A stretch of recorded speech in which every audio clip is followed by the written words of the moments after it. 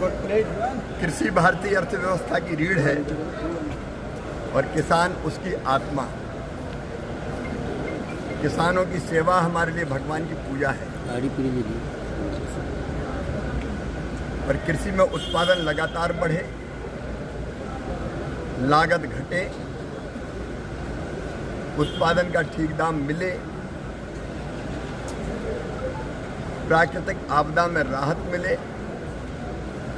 कृषि का विविधीकरण हो और धरती आने वाली पीढ़ियों के लिए भी अन्न उत्पादित करती रहे।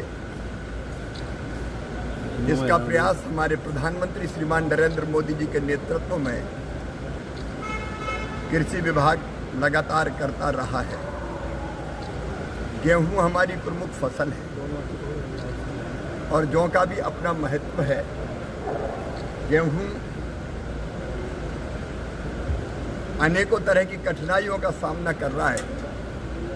जलवायु परिवर्तन के कारण, बढ़ते हुए तापमान के कारण ये आशंका व्यक्त की गई है कि गेहूं का उत्पादन घट सकता है।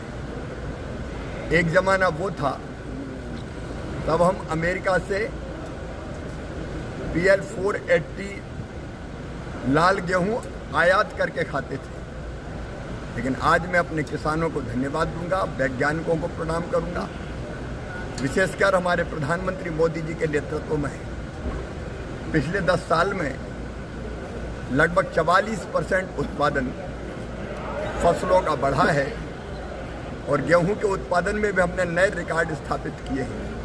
लेकिन आने वाले समय जो चुनौतियां हमारे सामने हैं, उन चुनौतियों का मुकाबला करते हुए हम ऐसी किस्मों का विकास करें कि जिससे गेहूं का उत्पादन घटे ना, लगातार बढ़ता जाए।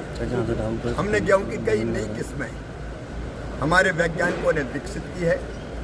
उनमें बायो फोर्टिफाइड फसलें भी है जो पोषण के लिए बहुत उपयुक्त है।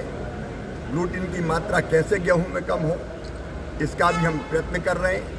बढ़ते तापमान और कम पानी में भी कैसे गेहूं के उत्पादन को और हम बढ़ा पाएँ, इसकी कोशिश भी हम कर रहे हैं। और आज इसीलिए वैज्ञानिकों का और विशेषज्ञों का एक चिंतन का कार्यक्रम आज ग्वालियर में आयोजित है, जिसमें देश भर के हमारे जाने माने ख्याति नाम वैज्ञानिक भी है, प्रगतिशील किसान भी है। तो आज हम यहाँ गेहूं पर भी चर्चा करेंगे और गेहूं के साथ साथ हम जौ पर भी चर्चा करेंगे। जौ एक बहुत महत्वपूर्ण फसल है पोषण की दृष्टि से, जिसका अत्यंत महत्व है। मित्रों, हमारे रबी के पूरे प्लान को करने के लिए 2 फसलों का चक्र मुख्यतः है, खरीफ का और रबी का। तो रबी में हम कैसे फसलों का बेहतर उत्पादन करें, इसके लिए रबी कॉन्फ्रेंस 14 और 15 सितंबर को हमने दिल्ली में बुलाई है। राज्य सरकारों के कृषि मंत्री और सारे अधिकारी, विशेषज्ञ और केंद्र सरकार के सारे अधिकारी, वैज्ञानिक, विशेषज्ञ सब उन पर विचार करेंगे। और फिर एक बार जो लैब में शोध होता है, रिसर्च और अनुसंधान होता है, उसको हम सीधे लैंड तक लेके जाएं, किसानों तक लेके जाएं। इसके लिए पहले विकसित कृषि संकल्प अभियान हमने खरीफ की फसल के लिए भी चलाया था। अब रबी की फसल के लिए भी 3 अक्टूबर से विकसित कृषि संकल्प अभियान प्रारंभ होगा, उसकी तैयारी भी हम कर रहे हैं। आज मेरा सौभाग्य है कि इस गालब ऋषि की पवित्र धरा पर आज गेहूं और जौ पर विचार मंथन हो रहा है।